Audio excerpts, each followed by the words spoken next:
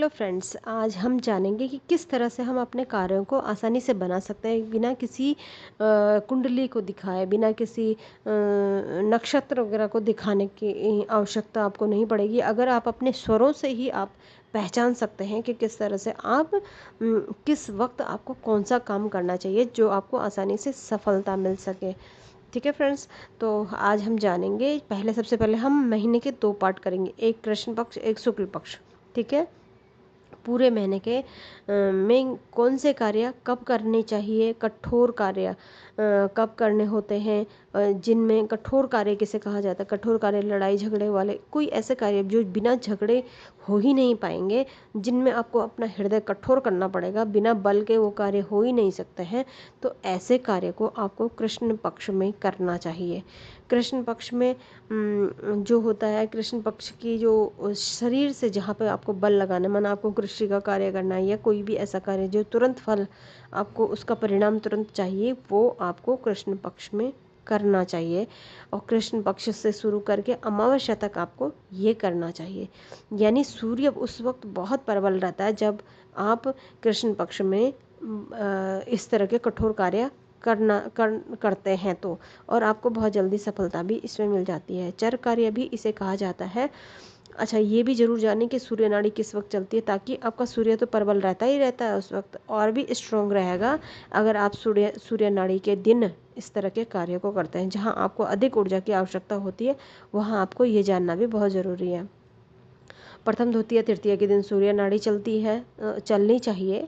सुबह उठ के किस वक्त, सूर्य उदय के समय आपका प्रथम द्वितीय और तृतीय के दिन सूर्य नाड़ी चलनी चाहिए। अगर नहीं चल रही है तो मैंने पीछे के वीडियो में भी स्वर विज्ञान के बारे में बताया, तो आप उसमें जान सकते हैं कि किस तरह से अपनी नाड़ी को परिवर्तित किया जा सकता है। नाड़ी हमारी 3 होती हैं, ईड़ा, पिंगला और सुषुम्ना नाड़ी। ठीक है, तो इस बारे में सब डिटेल में मैंने पीछे बताया, लेकिन अब हम सफलता के बारे में बात करेंगे आज सिर्फ।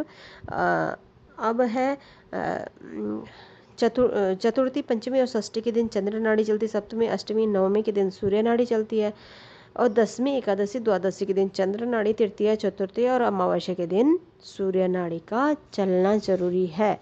जब आपकी सूर्य नाड़ी अगर इन दिनों में चल रही है, जो मैंने अभी दिन में आपको बताए हैं, तब आपको हैवी काम, भारी काम, इस तरह के जो कठिन काम होते हैं जिनमें बल की आवश्यकता होती है, ऐसे काम आपको करने चाहिए कृष्ण पक्ष में।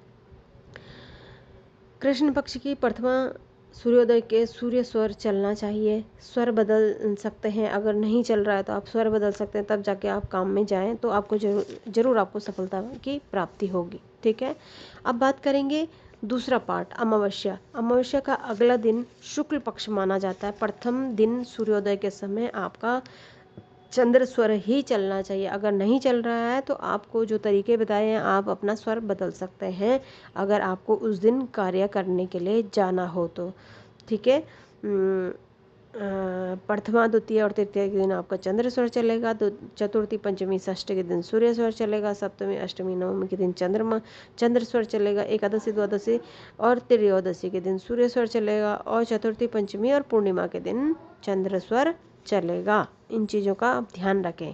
तो जब आपको शुक्ल पक्ष में कोई कार्य करने हैं तो आपको चंद्र स्वर प्रथम, द्वितीय और तृतीय के दिन जो चलता है उस पर काम करने चाहिए। ये काम कौन से होंगे?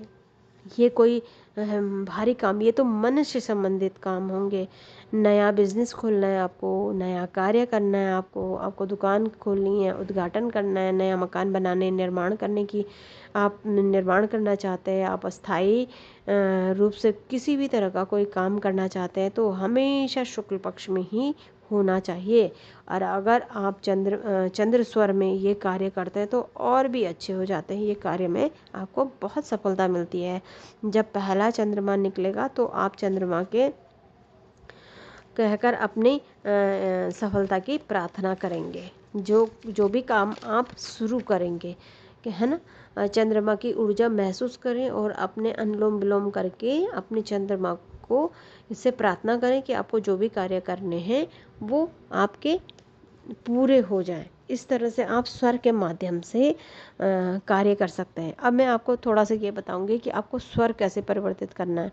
अगर आपको चंद्र स्वर चलाना है तो आपको लेफ्ट हैंड की तरफ ही सोना पड़ेगा थोड़ी देर, मतलब अगर आपको स्वर बदलना है तो लेफ्ट हैंड की तरफ आपको थोड़ी देर लेटना है, 3-4 मिनट, तो आपका स्वर तुरंत परिवर्तित हो जाएगा। अगर आपको सूर्य स्वर चलाना है तो आपको राइट हैंड के साइड आपको सोना पड़ेगा, उससे आपका तुरंत सूर्य स्वर चलने लगेगा 3-4 मिनट में ही। ये थी एक टेक्निक। दूसरी, आप चंद्र स्वर चलाना है तो आपको राइट नोस्ट्रल बंद करके आप अनुलोम विलोम करें एक ही नोस्ट्रल से। अगर आपको सूर्य स्वर चलाना है तो आप लेफ्ट वाली को बंद करके अनुलोम विलोम करें 3-4 मिनट तक। इस तरह से भी आप बदल सकते हैं। अगर आपका तभी भी नहीं बदल रहा है, आपको क्या करना है, अपनी मुट्ठी बनाएं और अपने हाथ के नीचे अंडर आर्म्स में रखें, थोड़ा टाइट करके, और दूसरे हाथ उस हाथ से दबा दें अपनी मुट्ठी को अच्छे से।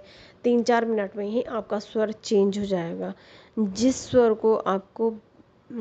को आपको चलाना है उसके अपोजिट आपको ये हाथ रखना होगा, है ना। जिस तरह से आपने अपोजिट साइड में लेट के स्वर को चलाना है, उसी तरह से आपने अपनी मुट्ठी को अंडर आर्म्स के नीचे रख के दबाना है हाथों से, तो फिर आपका आसानी से स्वर परिवर्तित हो जाते हैं।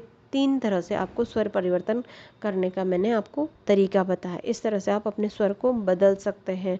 जब भी आप घर से बाहर निकलते हैं तो आप हमेशा ये ध्यान रखें, अगर आप किसी अच्छे काम के लिए जा रहे हैं, किसी भी काम के लिए जा रहे हैं, हमेशा ये आदत बना लें कि जो आप बाहर जाते समय पैर बाहर रख रहे हैं तो उस वक्त देखें कि आपका जो भी स्वर चल रहा है, ऊपर नाक, लंबी सांस लें, महसूस करें कि जो भी स्वर आपका चल रहा हो, चाहे आपका बायां स्वर चल रहा है या दाहिना स्वर चल रहा है, तो आप वही पैर बाहर रखें उस वक्त, तो आपका कार्य जल्दी बनने की संभावना बढ़ जाती है। तो इस तरह से छोटी छोटी चीज़ों को, ये स्वर विज्ञान के माध्यम से आप अपने कार्य को बना सकते थे। और चंद्रमा की रोशनी भी लें, उससे आपका चंद्र मजबूत हो जाता है। अगर आप सूर्य की रोशनी लेते हैं तो आपका सूर्य मजबूत हो जाता है। तो दोनों चीज़ें आपकी मजबूत होनी बहुत ज़रूरी होती है। भगवान शिव ने स्वर विज्ञान को इतने अच्छे से, बहुत ही रहस्यमय बताया है। भगवान शिव ने कहा है कि जो स्वर है, स्वर विज्ञान को से बढ़कर कोई भी धन नहीं है, स्वर विज्ञान से बड़ा कोई भी रहस्य नहीं है, और स्वर विज्ञान से बड़ा कोई भी सखा नहीं है।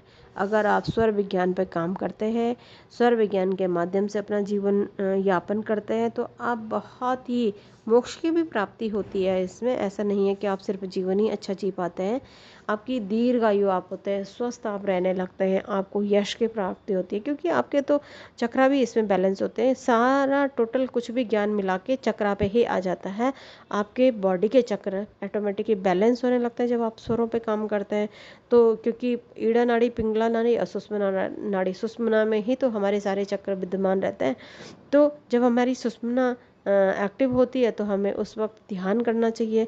ये छोटी छोटी बातें सब आपको मालूम होनी चाहिए, और इससे आप अपने जीवन को सफल बना सकते हैं। अपने परिवार को भी बताएं ये सब अच्छी अच्छी बातें, और अपने को स्वस्थ रखें, अपनी फैमिली को स्वस्थ रखें। प्रोटेक्ट भी रहेंगे अगर आप स्वर विज्ञान के माध्यम से भी अपना जीवन यापन करते हैं। इसके हिसाब से भी करते हैं तो बहुत अच्छा है, नहीं तो आप अपने चक्रों को बैलेंस करके भी, मेडिटेशन करके भी आपको थोड़ी हार्ड लगता है, तो आप सिर्फ और सिर्फ नाम जप करें। सुबह के टाइम पे भी आप आसन में बैठें और नाम जप करें, शाम को आसन में बैठें, नाम जप करें। सबसे सरल विधि है नाम जप करना। इससे आपको प्रोटेक्शन भी मिलेगी, नाम यश की भी प्राप्ति होगी, धन ऐश्वर्य की भी प्राप्ति होगी। बस आपको सिर्फ एक काम करना है, आप किसी भी विधि से अपना जीवन सफल करना चाहते हैं तो आप किसी के प्रति कोई भी भाव न रखें, ना किसी को अपने मन में रखें, क्योंकि आप दूसरे व्यक्ति को अपने मन में रखेंगे तो बार बार उसकी ऊर्जा से आप कनेक्ट होंगे, जिससे आपके अंदर निगेटिविटी आएगी। तो इसलिए आप किसी को भी अपने मन के अंदर ना रखें, किसी के बारे में आपको सोचने की आवश्यकता नहीं है। अपना लाइफ अच्छे से जिए, संतुष्ट होके, खुश होके, और ना किसी का बुरा सोचे, ना किसी के बारे में कुछ भी सोचे, ना जलन की भावना आपके अंदर होनी चाहिए। किसी तरह के भी किसी के प्रति बुरे विचार नहीं होने चाहिए, इससे आपके अंदर निगेटिविटी आती है। बस सिर्फ और सिर्फ यही तरीका है आपको आगे बढ़ने के लिए। ठीक है फ्रेंड्स, तो ये थी छोटी सी जानकारी। तो like, share and subscribe. Thank you so much.